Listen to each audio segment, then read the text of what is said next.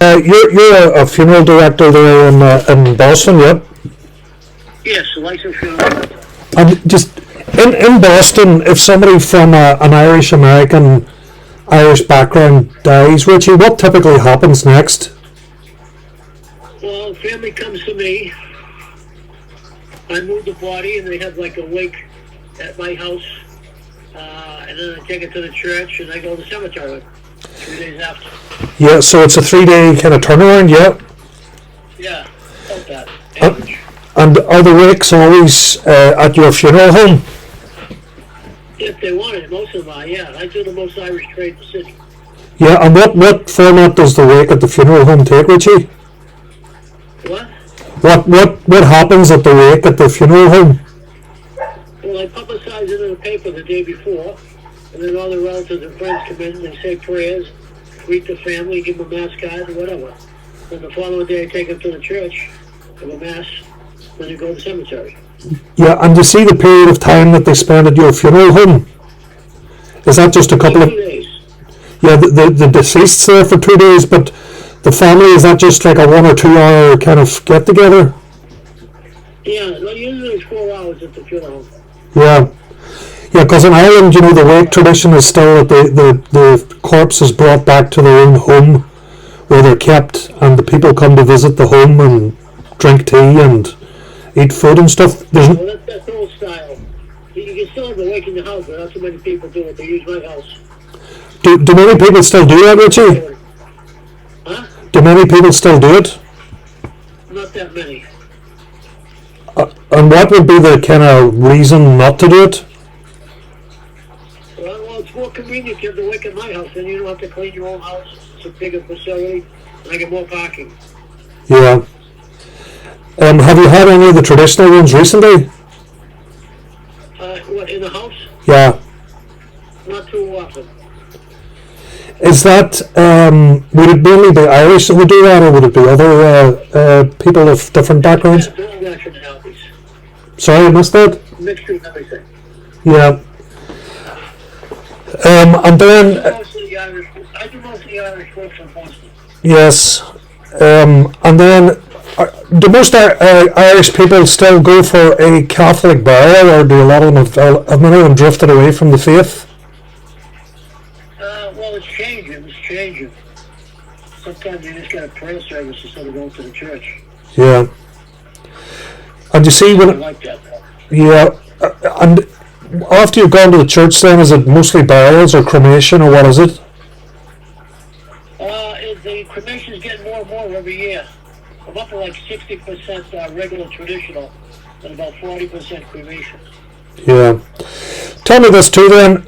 The editor here suggested to me, she seemed to think that the Irish wake happened after the funeral rather than prior to the funeral, if you understand. Post funeral, would there be like from the Irish Americans, would there be a dinner or a celebration or a drinking session or something like that? Yeah, that's after the wake and after the burial. You usually go to some hall. Is that called an Irish wake, Richie? Well, no, that's the after funeral reception. Yeah. And you see there, do you have things like bagpipe players? Huh? Do you have guys playing the pipes? Yes, the traditional one, yeah. Yeah, where do they fit in? I usually have a Boston Police Gaelic Collins guy. Right. And where does he play at, the wake or the funeral or what? He marches us to the church and plays going in the church and coming out of the church. Right. At the cemetery. Right. And you got a Boston Police... Sorry, say it again? Traditional Irish music. Yeah. And then do you have any involvement in the post-funeral dinner or whatever it is? Not in my house, no, but at the local pub it is. Yeah. And do you still go in the beer and drink? Oh yeah, of course they do. Yeah. Is there any unusual traditions that the Irish community have there, Richie? Unusual? Yeah. Not really. Yeah. What county you live in? I live in County Derry in Ireland, but I'm from Tyrone. Do you ever hear the Giants? Do you ever hear the Giants Causeway, Richie? Yeah, I've been up there. Yeah, I live about 10 miles away from that. One of the famous football players from Tyrone, and his father has a pub, Gormley Funeral Home too. Is that right? Yeah, he played for Tyrone. Because there's a lot of great. In the Sorry, what do you call him? In the Gormley, you ever hear of him? Was he not a Derry footballer? Huh? There's a guy in the Gormley who played for Derry in the All Ireland when they won the All Ireland. Yeah, in the Gormley. Aye. Is he a relative of yours? Distant, very distant. What part of Ireland are you folk from? My family lives in Roscommon. Very good. It's a nice part of the world. Yeah, I'm going to text you a picture of my house now. It says Roscommon Castle. Good And man. I proudly fly the tricolors. I'll do it to you right now. Good man. Have you been over much? Okay. I come here, 4 times a year. Oh, very good. Good man. Yeah. Yeah. Got a nice house in Roscommon. Oh, that's good. Okay? Okay. Listen, that's great. I appreciate your help. Good luck. If I've anything else, I'll text you, okay? Or SMS. What? If I've any other questions, I'll send you an SMS, okay? Yeah. Okay, good luck. Alright, take care, Richie. God bless.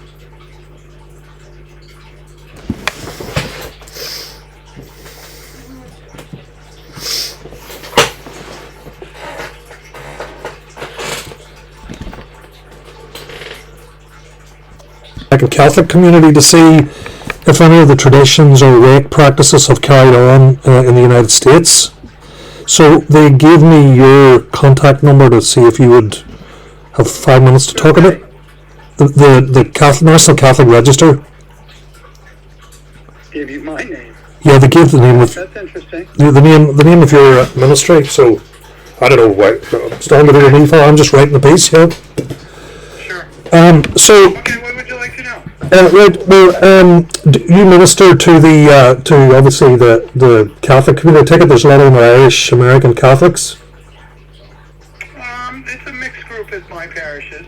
Yeah. But yes, there are certainly Irish here. Yeah. And if I could tell you what still happens here, Father, in predominantly rural areas, is that Sure. when somebody passes away, typically they go to the undertaker, funeral director, who puts prepares them for the coffin, etc.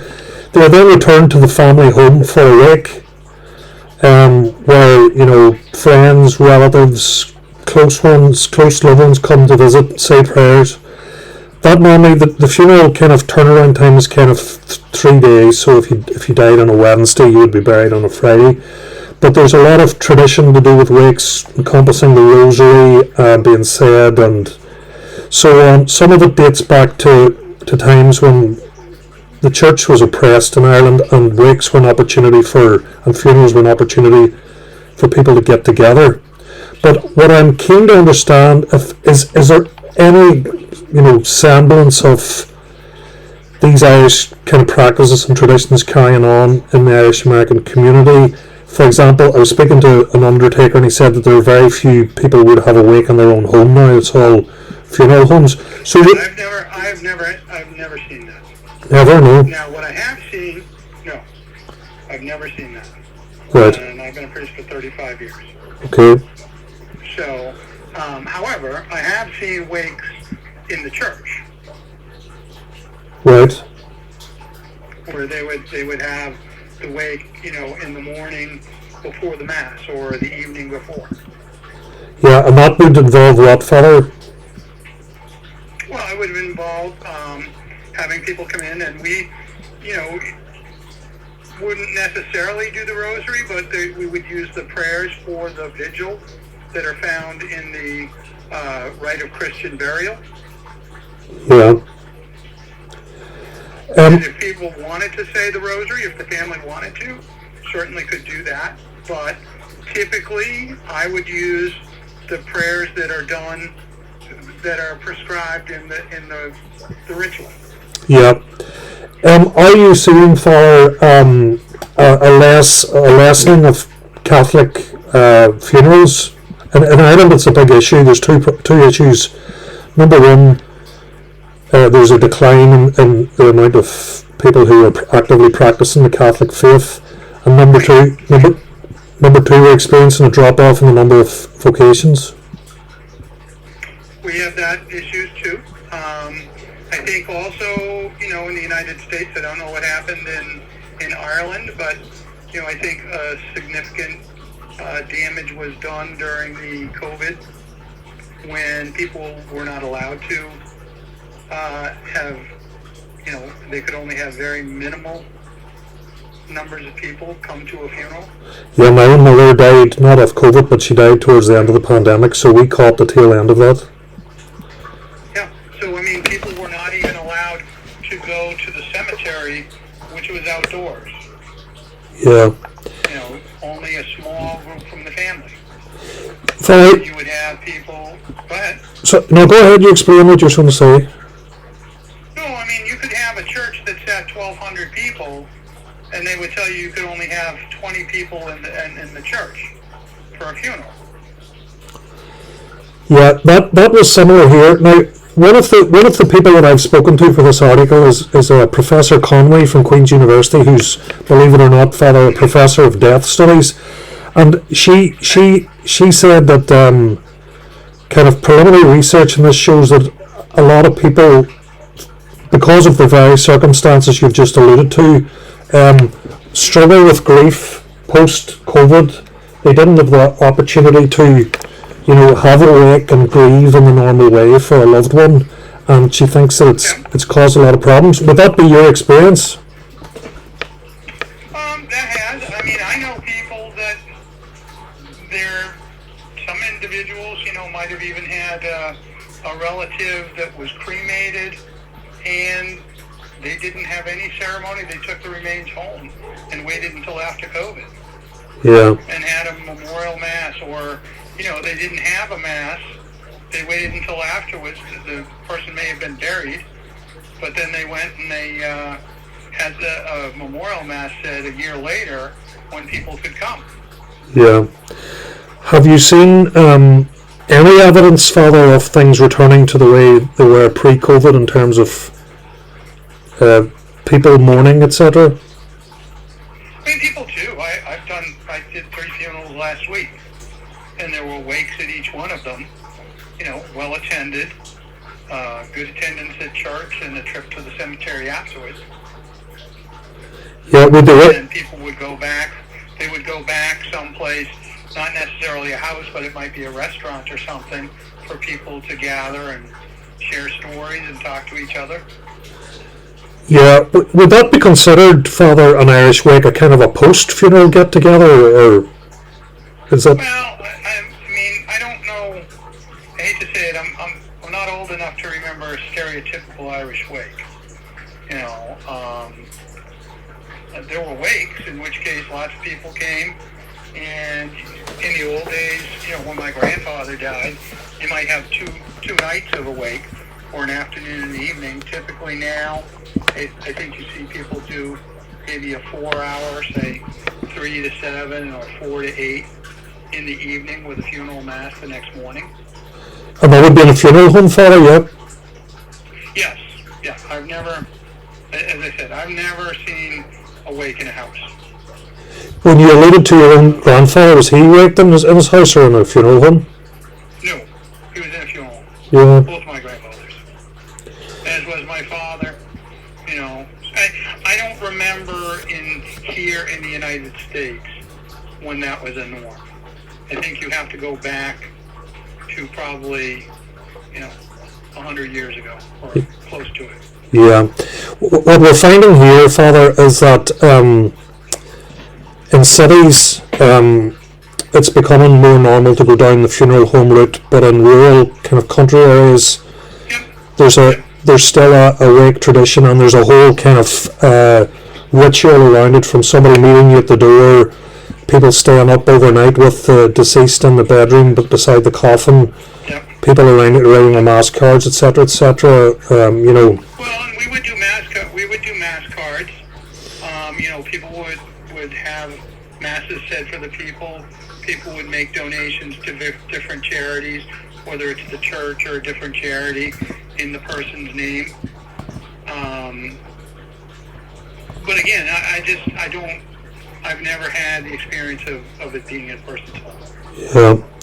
Do you see, Father, that's been very helpful, but just in conclusion, in relation to the decline in vocations and the reduction of priests, in your parish group or in the diocese, are lay people becoming more involved in burial rites, etc.? They are. For instance, if the priest has 2 funerals in a day and you can't get to the cemetery for the first one before you go to the second one, you'd either call, if there's a different parish that someone can cover, or if there's a deacon. Otherwise, if there's a lay pastoral associate, you might have them go, and in some cases, it may just be the funeral director. Yeah. But my problem is, my challenge is I have 2 churches and there's me. Yeah. So it all depends what I'm looking at for a schedule, whether it's the daily mass and then a funeral and then another funeral someplace. That's just one of those challenges. Well, as you know, Father, you can only do what you can do, and you can only do your best. Okay. If somebody were to ask you, kind of, what an Irish American wake and funeral is then in America, how would you sum it up in your experience? Well, I would say, when someone dies, they'll contact the funeral director. A lot of times they used to call the church directly, but, then we would call the family, and, we'd go out to see the family if they'd like, and then we would, if nothing else, talk to them about their options for the funeral, what they were going to do for a wake, what they would want for their participation. And as I said, I've never gone to a wake in a house, but if they wanted to, I wouldn't have a problem doing it. It's just not been asked. And then you would go and you have the funeral at the church, and then go to the cemetery. Yeah. So. Straightforward enough, Father. Okay. Listen, God bless. Go ahead. God bless. One more question, because I have a group that's coming in. No, that's... I have to go see. No, listen, I've taken up enough of your time, and I really appreciate your assistance, Father. Thank you, and God bless. Okay. Thank you. Take care. Take care now. Bye-bye.